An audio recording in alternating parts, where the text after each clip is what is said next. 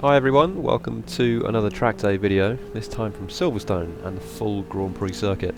I first drove here in 2006 on the old GP layout, and since then it's remained a firm favourite. Always feels like a really special place to visit. Very challenging, very high speed, lots of corners to get right for a good lap.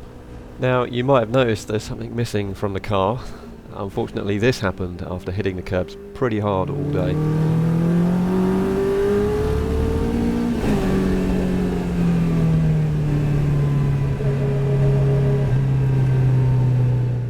Okay, so onto my fastest lap of the day. I'm not sure I'd call it my best lap, for several reasons you're about to see, but for now, here is a lap of the Grand Prix circuit in 2 minutes and 27 seconds.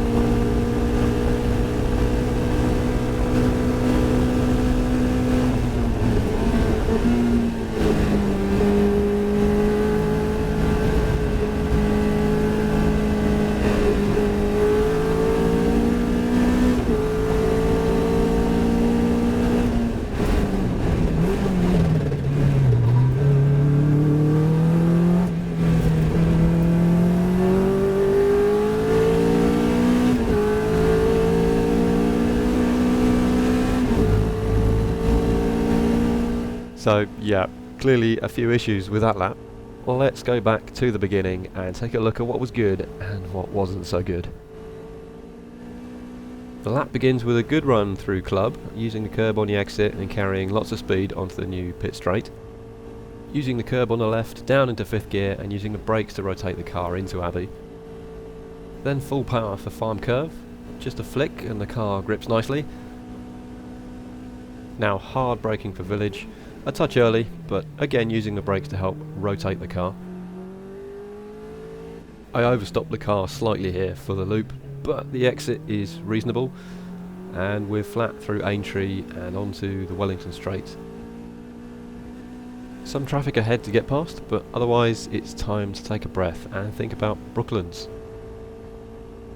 Ideally I should be braking at the marker board and then riding the brakes all the way into the apex, but this isn't too bad and we're a second up now. Small kick of oversteer on the exit, which cost a bit of time and puts me slightly out of position for a good line into Luffield.